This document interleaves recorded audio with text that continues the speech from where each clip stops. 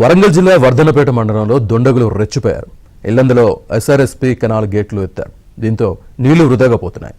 దిగువన ఉన్న పంట పొలాల్లోకి భారీగా చేరిన నీళ్లు ఇల్లంద, కుమ్మరిగూడెం గ్రామాల్లో దాదాపు 100 ఎకరాల్లో పంట పొలాలు నీట మునిగిపోయాయి. పంటలు మునిగిపోవడంతో రైతులు తీవ్ర ఆవేదన వ్యక్తం చేస్తున్నారు.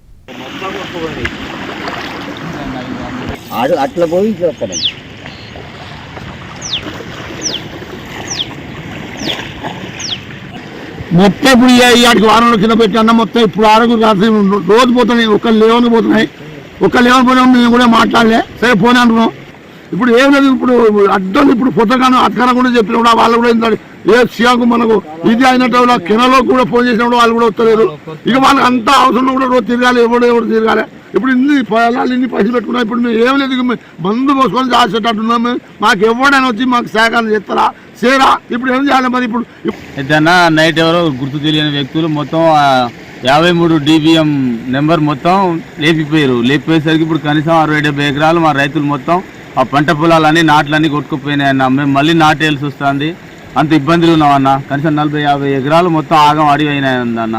అధికారులు చెప్తే అధికారులు ఒక్కరు స్పందిస్తలేరు, అధికారులు అందుబాటులో లేరు. ఇప్పుడు పొద్దుటి ఫోన్ చేస్తే వస్తాం అని అంటున్నారు. ఒక్క అధికారులు రాలేదన్న.